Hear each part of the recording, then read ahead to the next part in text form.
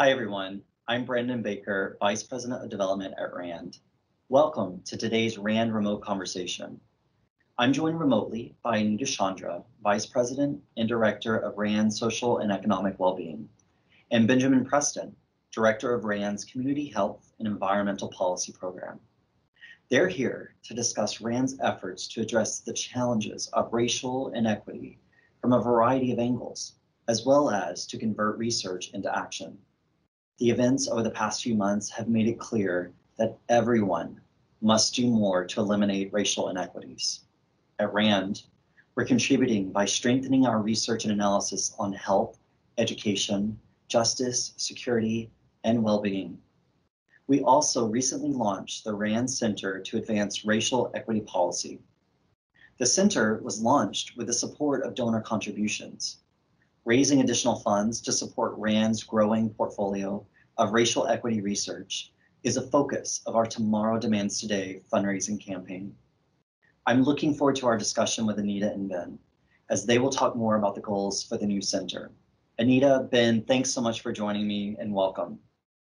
So Anita, can we start with you? Let's talk a bit about the RAND Center. Tell us what it is. What is the RAND Center to Advance Racial Equity Policy?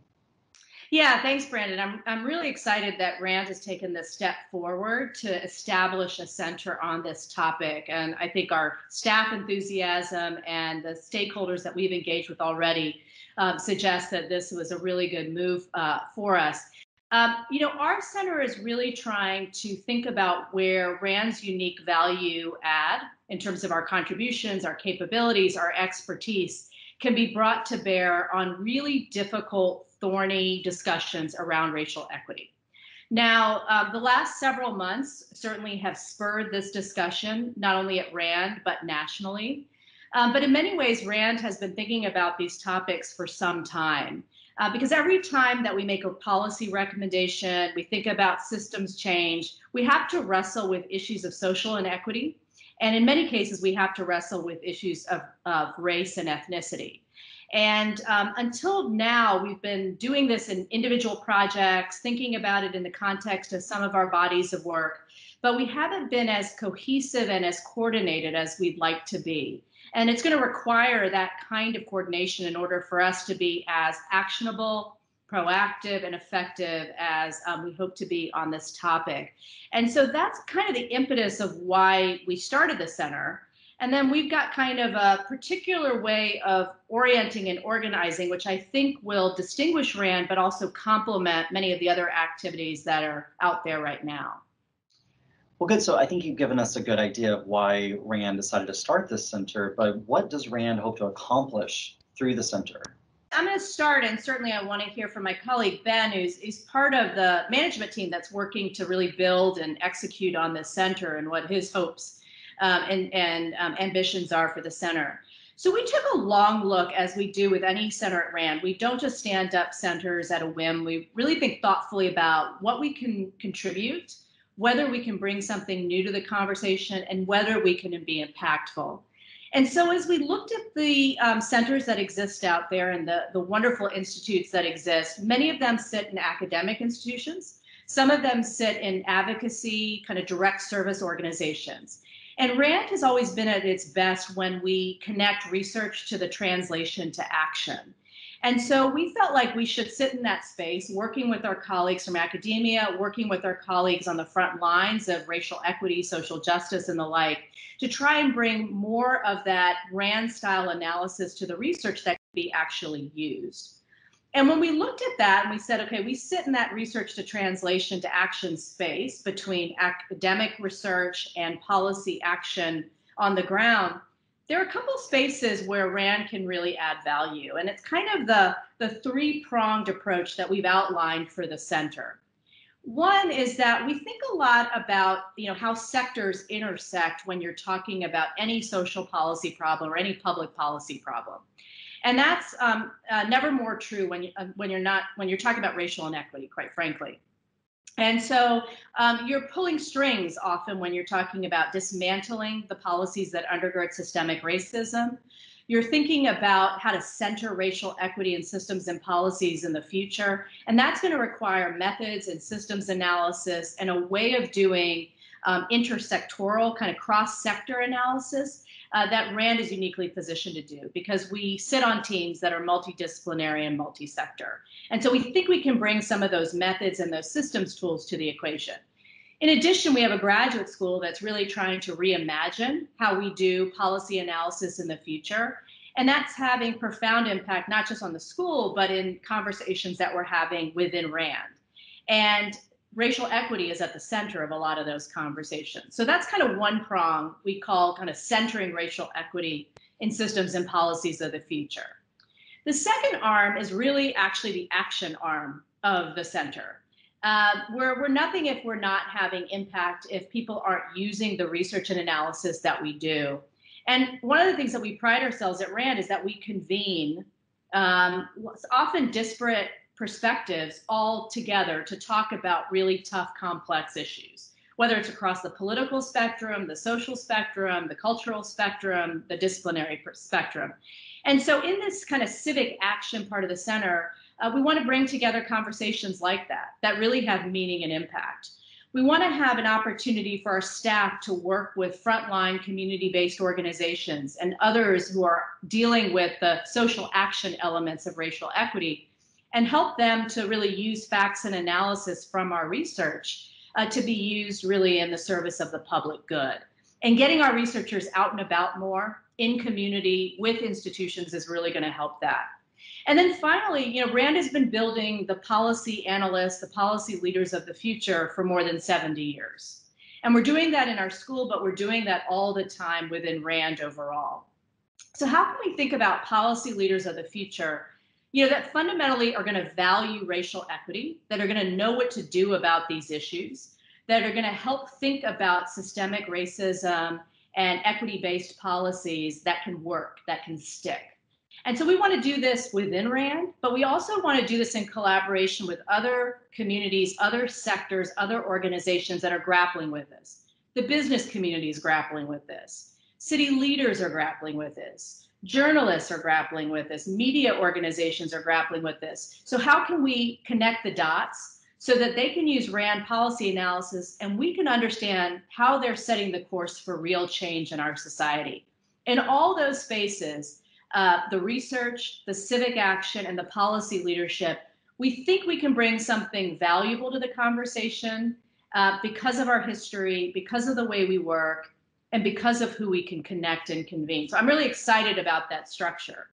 Now, Ben probably has some views in terms of what we should be thinking about first, what's going to be the most impactful coming from the center, some of those considerations. So Ben, what are you thinking about when you see RAND stand at the center? Yeah, well, Anita, to follow up on your comments, I think first and foremost, this really gives us this opportunity to think systematically about where this topic of racial equity sits within RAND and within its research. And it particularly gives an opportunity to think systematically about how racial equity can be approached across the full spectrum of the research that we do. So I think the challenge has always been racial equity, racial justice, broader issues of social equity has always been part of the research that we do at RAND, but I think it's been trapped within certain silos. It's been seen as the jurisdiction of certain disciplines or certain researchers. And I think part of the motivation of this center is to really break away and break out of that old way of doing business, that old way of doing research, and think of this as one of the sort of defining issues that we need to address, particularly as we think about moving forward into the future. I'm certainly excited about the opportunity to really elevate RAND's position and presence and visibility.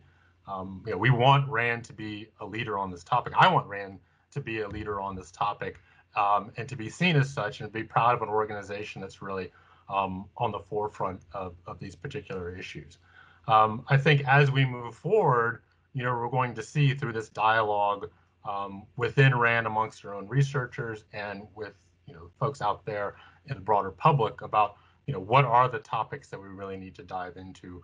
Where is it that RAND can really make a difference and really have impact, recognizing that we are one voice in sort of a sea of many voices. But I still think there are particular areas and opportunities where we can take the capabilities and the research that we have and that we're known for, and through this cross-cut thinking about racial justice really branch out in some new directions and maybe just redefine, raise the bar in terms of, what policy analysis looks like going into the future, recognizing that racial equity and racial justice, it's not going away, but we need, as Anita said, the tools, the methods, the insights to really provide useful, actionable information that we can move forward into implementing solutions that actually benefit individuals, communities, and households.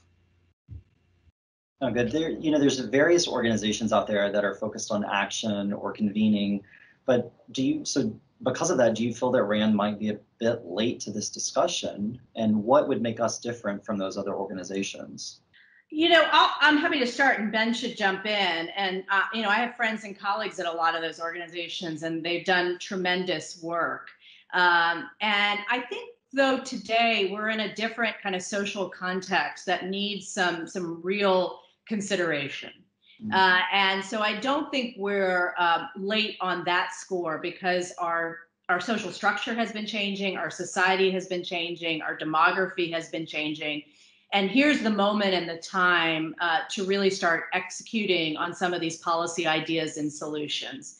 And so that's where RAND is best positioned to get it into the hands of those who will use it and apply it, understanding how policy actually works. It doesn't happen in a lab. It happens really in the context of decision making, in the context of communities and city councils and governor's offices and the like.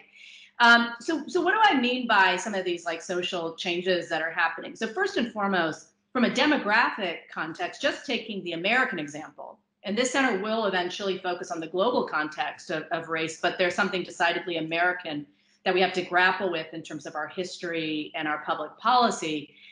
We are at a different place in terms of race, ethnicity, not just the basic racial ethnic composition of our American population, but how we think about things that in kind of wonky jargon talk is intersectionality, right?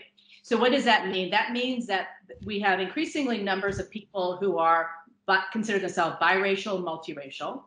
We have increasing numbers of people who align with multiple identities, whether it's because of age or geography or sexual orientation or gender identity. And so there's a complexity, but yet an opportunity to start to grapple with some of what our demographics are going to look like now and into the future. What does racial equity look like in the context of these new families, these new communities, these new kind of social organizations? That's different than the conversations that we had about racial equity, although important, 20 or even 10 years ago. So that's important. The other piece of this is that, particularly accelerated by COVID, but not exclusively, we're having difficult conversations about things like income inequality and inequity. We're having difficult conversations about what is the American social contract? What should have been the expectation of government? What does it mean to get into and stay in the middle class? What does it mean to have wealth accumulation? What should we expect from our environment, which Ben can speak to? All of these things are of a slightly different nature and frame than they have been before. So they require some fresh looks. And the last thing is the speed of information, which we've done some work on at RAND, trust in institutions, the whole enterprise looks very different. Even RAND is having to position itself differently. We're not just working within agencies and our report gets shared with a set of decision makers and then we're done and it gets implemented. We're having to share it with lots of different people who are influential on policy. And that is incredibly true when it comes to racial equity, because you're dealing with social organizations, community organizations, the business community, media organizations, and the like, who are helping to shape a narrative. And RAND, because of its nonpartisan objective stance, can, I think, come in and help to inform that narrative around racial equity in a way that doesn't sidestep difficult conversations, let's be clear, but perhaps takes out some of the charge of some of these conversations in a way that can start to chip away at some of these policy solutions. We're not naive. These are tough conversations. They're entrenched over many years. But I think there's a window and an opportunity now, which makes the center particularly timely in a way that perhaps what might not have been even a couple of years ago. So how can we leverage that is going to be on us in terms of how effective we can be, how we can bring partners along who can help us on that journey. But Ben, I don't know, what do you think about RAND in this space? You didn't start at RAND, you've worked in many different organizations. What are you seeing from your vantage point? Yeah, well, look, I mean, I think whenever RAND decides it's going to move off into new arenas or launch a new initiative, we're always very careful and cautious to ask the question about, are we doing something new? Are we adding value? Are we, quote unquote, late to the party, and therefore sort of riding the coattails of others? But I think in this particular situation, I have no concerns about that whatsoever. I had a conversation with some colleagues who work in the environmental justice arena not too long ago, and sort of asking this question about, what can RAND do in this space, and do we run the risk of being perceived as sort of a Johnny-come-lately in this arena? And sort of the response I got was, look, we always need more voices, right? Particularly on this topic. And so I'm quite happy to see RAND, joining in a chorus, if you will, of people recognizing that this is an important issue, that it's high time we started thinking about systematically. That said, I also think it's important to recognize, as Anita mentioned, I think we're not trying to do this alone. And so I think, success on this front, I mean, a key point of this entire center is building networks, building collaborations, convening, bringing people together, not, creating an island for ourselves simply to do research and analysis on. So, and what's clear to me in thinking about my own network of individuals, clients that we work with, whether it's in federal government, state government, or local government, these issues and the questions of equity generally, but racial equity, ethnic equity in particular, are just coming more and more and more to the fore. And I think, as Anita mentioned earlier, that was already sort of a process that was happening.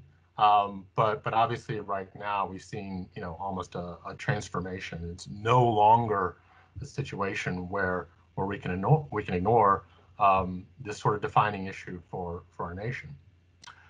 Given the importance, or at least what's recognized at the moment, of the importance of this, I think we can't simply continue with business as usual. We can't go back to the way we were operating before. We have to make a more concerted step. But I think we also have to be smart about, again, where can we add value, where can we partner in order to actually make a difference. And particularly, I think, RAND is known as being an organization, an objective organization, a credible voice, one that's, grounded in research and analysis. But I think, what we hear from people on the street is, that's not enough anymore. It's not enough just to be able to do good analysis. You have to be able to do that translation. You have to push for implementation, and you have to bring the people along as you're doing the work. Okay? It's no longer a position where we can just write a report, do analysis, throw it over the transom, and pat ourselves on the back for pointing out, say, racial and ethnic disparities in public health.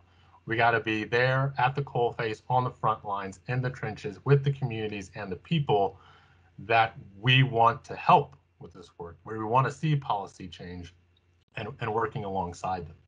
And so it's kind of a different model, I think, for RAND. I think it's a different model for lots of research organizations. I think lots of organizations are struggling with how to do this, but I love the fact that we're not being timid. We're stepping out there, being honest about what we're ready to do, what we know, what we don't know, but ready to roll up our sleeves and get to work. No, that's great. So can we talk about some of the types of issues that you'll tackle? Let's maybe talk about some of the few issues specifically to illustrate what we mean and where RAND's ambitions lie. And maybe we could start with the equitable recovery from COVID-19, perhaps. Yeah, absolutely. So this is something that Ben and I have been thinking about a lot.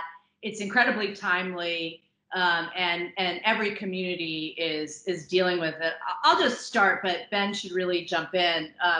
Because he works in the disaster response and the emergency space as well. So, I've said it kind of simply in other contexts, but it really is a fork in the road in the sense that communities are going to make one of two choices going forward. They're going to make a choice to kind of return to business as usual, restoration, which happens after every kind of disaster and emergency. They might, invest in some high-end elements for the hospital and healthcare system, other elements of emergency management, other aspects of pandemic preparedness, because assuredly we will face another pandemic, and that's important. But there's a different choice that some communities will now consider, which is how actually are they thinking about equity in the choices and investments and the resource allocation and the policies and structures that they design or they choose to adopt for the future. And what do I mean by that? So, for example, some communities are grappling with this idea of, do we, as I said, invest in healthcare institutions and really make them top of the line, right? Take your level 1 trauma centers, take your hospitals and make them pristine. And certainly we need to think about personal protective equipment and ventilator capacity going forward. But I think what COVID has really revealed is how much of this health crisis is a social and economic crisis. And so we have to think about actually what influences health, which is mostly in the built and the social and the economic environment. It's in the neighborhoods where you live and you work and you play. Zip code, as we know, is one of the biggest drivers or determinants of health. And so we can't look at this pandemic as anything but a health, economic, social, and security crisis. And we have to look holistically about the choices that we're making. And we're starting to see some communities, I'm working with one now, that's actually making the choice to really adopt what we call a health in all policies framework. Make sure that health is part of public safety decisions, environmental decisions, economic decisions, so not just a healthcare set of investments going forward. That's a more integrated way to think. That's more a comprehensive way to think about risk and future disasters, and really starts to reimagine how government and how community works for its people. And I'm sure Ben has other examples, but this is the decision point of equitable recovery.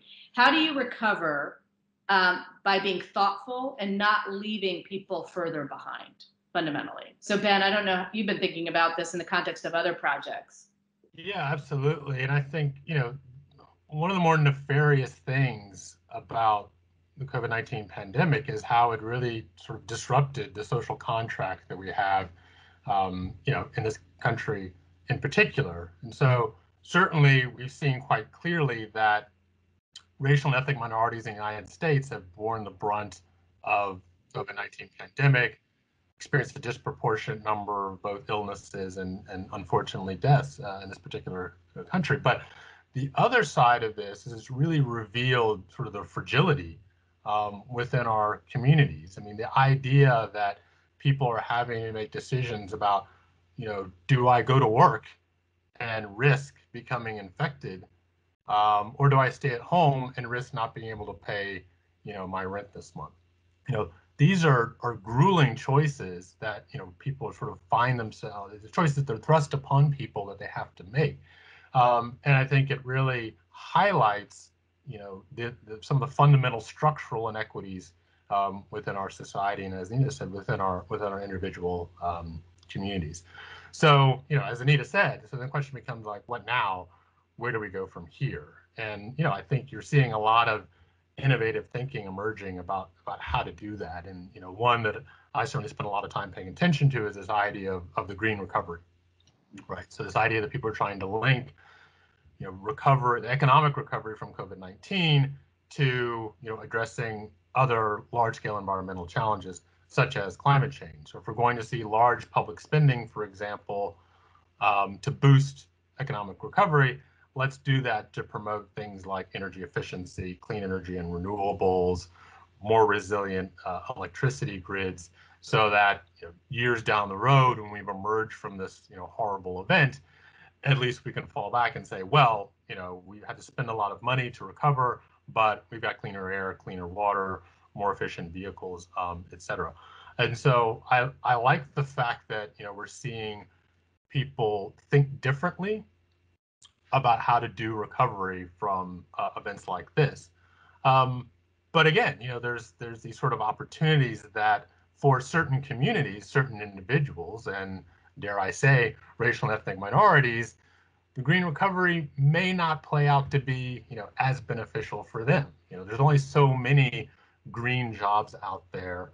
The idea that, renewable energy and electric vehicles, which tend to also be more expensive, are really going to trickle down to affect the most vulnerable.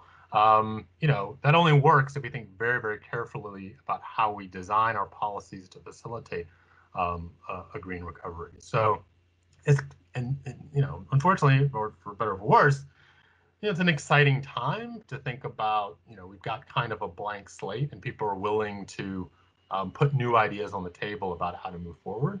But in so doing, it means there's some tough decisions ahead.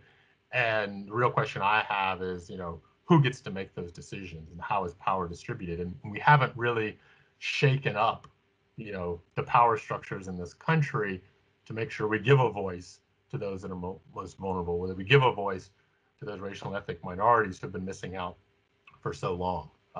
So it's opportunities abound, but we really have to get smart and pay attention to make sure that we're really pursuing options and solutions and ways forward that lift up everyone and not just a small segment of society. So what kind of collaborators does RAND need to advance the mission of this center? We need collaborators of kind of various types. First of all, we certainly want to engage with our research colleagues. We work on multidisciplinary teams at RAND in our conduct of our research, but we also value collaborators at other research institutions in the US and globally. So that's going to be important.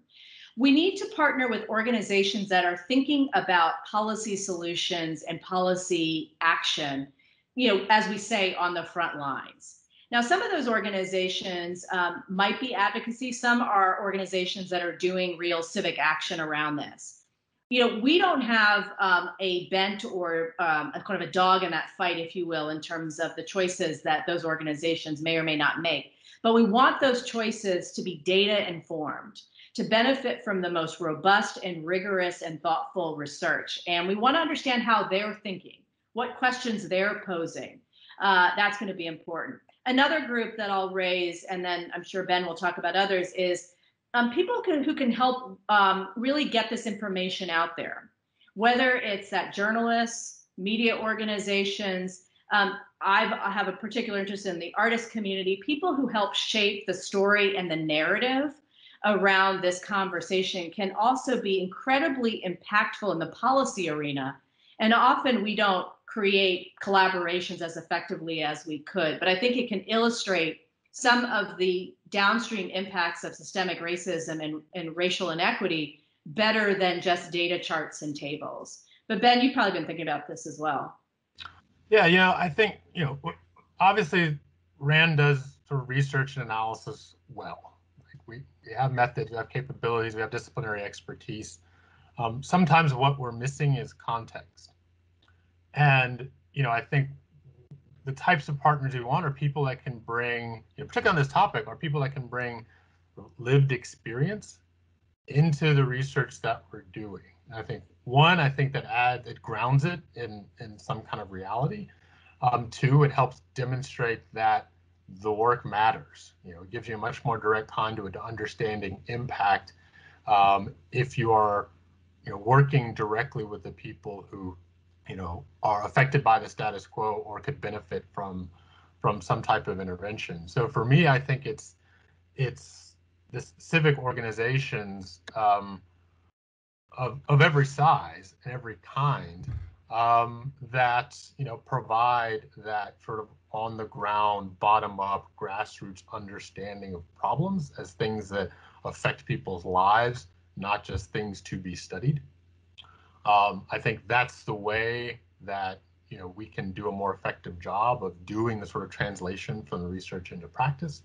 That's the way we're going to have impact, is by co-designing our research and co-executing our research in collaboration with communities and stakeholders and individuals and households. that we're working with. So certainly in the environmental arena, we're frequently working with, both, cities and, city leadership. They're certainly on the front lines of making decisions, but also things like environmental justice organizations, environmental advocacy groups, not so that we become advocates, but so that we can more rapidly understand the full range of perspectives and navigate those differing perspectives in order to identify solutions that work for all. Now, this is exciting. I mean, this is a wonderful center for RAND to take on. I know it's in its beginning stages, but it's got so much potential. So my last question is, what opportunities does RAND see on the horizon in this area? Yeah, there are a few areas that I've been thinking a lot about, and I'm pleased to say that we're pushing in some of these collaborations already. And when the director for the center is named, we really look forward to working with him or her on this. So there's a lot of conversation about racial wealth gap and the accumulation of wealth. And I think there's been great work, and there'll continue to be great work. But one of the concerns is that when we're doing revitalization or trying to address wealth gap, we've had really short-term solutions that still don't accelerate kind of the pace of that wealth accumulation. And we've got some colleagues at RAND that are working on testing out some pretty novel ideas that will get around some of the usual barriers in lending practices and small business investments and tax policy. And I'm really looking forward to that playing out. A second bucket is that we're having conversations with colleagues outside of RAND about what does it mean for the next generation to understand racial equity and systemic change in racial equity. And that's going to mean everything from how we teach young people, the curriculum that we put in place, the way that we partner across schools and communities. And that's kind of an exciting piece that RAND can be a part of in terms of civic action. The last I'll tie back to our work on truth decay, which for audiences that are watching this and listening to this, is our work about the erosion and of the use of facts and analysis to guide decision making. Well, what does truth decay mean in the context of racial equity?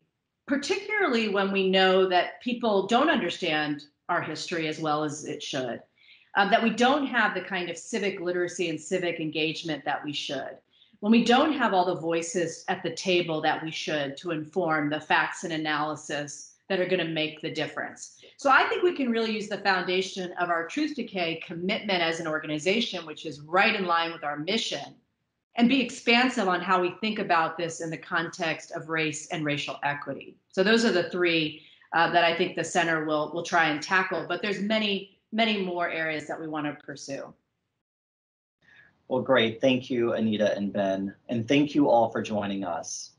Our next RAND remote conversation will be with Jennifer Bowie, epidemiologist and the Tang Chair in China Policy Studies. We will focus on what we've learned about COVID-19 and what we can expect in the coming months. I hope you'll join us for that on Thursday, October 22nd. In the meantime, feel free to reach us at randremote@rand.org. Goodbye for now. 90210, 90022, 90221. Our zip codes represent more than just the places where we live. They're a predictor of our health and the opportunities available to us. Education and job options, outcomes like life expectancy. These can vary widely for people living in adjacent zip codes, only miles apart. Will we accept that a baby born in 25701, Huntington, West Virginia, a state with one of the highest rates of opioid-dependent newborns, will have fewer options than the baby born in 90404, Santa Monica, California? We won't. We can't sit by while our communities and the individuals within them are hurting. Not when every 15 minutes there's a baby born suffering from opioid withdrawal. Not when suicide rates are at their highest since World War II, or when life expectancy fell for 3 years in a row. U.S. communities are not the only ones in distress. From the bottom billion people and the poorest countries in which they live, hunger, disease, and natural disaster are existential threats. Many throughout the world have been forced to leave their homes, fleeing conflict and war, or they're driven from their places of birth by fires and floods, drought, and food insecurity. These problems are decades in the making, but the dire consequences are being transmitted from generation to generation. If you think these issues are too complex to solve, think again. If you think the time has come to act, we agree. Bold solutions are needed to safeguard our communities today. Urgent action is needed to build resiliency and strengthen our communities for tomorrow. Imagine a tomorrow where opportunities for health, well-being, and success are in reach, regardless of circumstance or place of birth. Can you imagine a brighter tomorrow for all? We can. Tomorrow demands today.